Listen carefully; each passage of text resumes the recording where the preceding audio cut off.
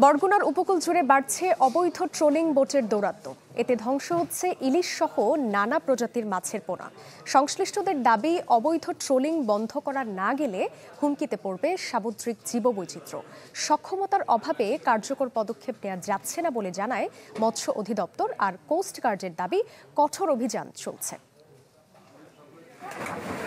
Trolling boat জব্দ করাকে কেন্দ্র করে বরগুনার পাথরঘাটায় কোস্টগার্ড সদস্যদের উপর হামলা ও গাড়ি ভাঙচুর করে ট্রোলিং মালিক শ্রমিকরা। গেল 17 জুনের এই ঘটনায় প্রকাশ পায় অবৈধ ট্রোলিং বোটের দৌরাত্ম্য। জেলে ও ব্যবসায়ীরা অসহায় এই সিন্ডিকেটের কাছে। শত শত মাছ, হাজার লক্ষ কোটি কোটি টাকার মাছ এই পিএফডিসি বিক্রি হয়েছে, কিন্তু যখন এই একটা অবৈধ সিন্ডিকেট ঘুরে এসে জুড়ে বসে এই ট্রোলিং চালান শুরু করেছে, তারপর থেকে আজকে হাহাকার শুরু হয়েছে। কোটি কোটি ইলিশ মাছ ধরে গুড়ি গুড়ি, যা খাওয়ার মতো কোনো কায়দা নাই, এগুলো ফালাই দিয়েছে। এখন ইলিশ মাছ কমিয়ে গেছে। অবৈধ ট্রোলিংয়ে যেভাবে উপরে মাছ মারছে, তাতে ভবিষ্যতে আর মাছ থাকবে বললেই মনে হয় না। এই বাংলাদেশের কোনো স্থানেই এই যে ট্রোলিং, অবৈধ ট্রোলিং, এই ট্রোলিং আমরা চাই না। এটা অবৈধই।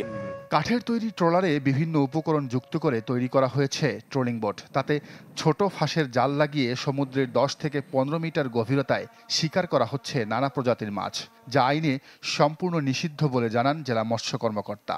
ট্রলিংয়ের যে আইন, এখানে স্পষ্ট বলা আছে যে স্টিল বডির ভেহিকেল হতে হবে এবং যেখানে ট্রলিংয়ের সকল ফ্যাসিলিটিস থাকতে হবে এবং যারা 40 মিটারের বেশি গভীরতায় মাছ ধরবে।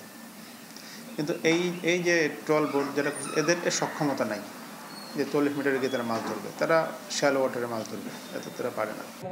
অবৈধ ট্রোলিং বন্ধে অভিযান অব্যাহত আছে বলে দাবি কোস্ট গার্ডের। বাংলাদেশ সামুদ্রিক জলসীমায় টেকসই মৎস্য আহরণ ও সামুদ্রিক মাছের সুষ্ঠু প্রজনন নিশ্চিত করতে এবং অবৈধ ট্রলিং বন্ধে বাংলাদেশ কোস্টগার্ড নিয়মিত অভিযান পরিচালনা করে আসছে। কোস্টগার্ডের এখতিয়ারভুক্ত এলাকাসমূহে মৎস্য সম্পদ রক্ষায় এরূপ তৎপর অভিযান ভবিষ্যতেও অব্যাহত থাকবে।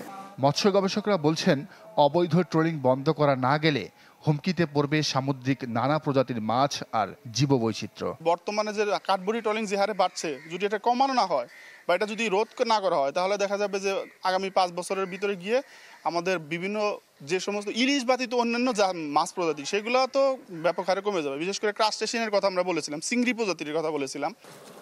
মৎস্য অধিদপ্তর, প্রশাসন ও আইন শৃঙ্খলা বাহিনীর যৌথ তৎপরতায় বন্ধ হবে অবৈধ ট্রোলিং, আশা সংশ্লিষ্টদের। Desk report, channel 24।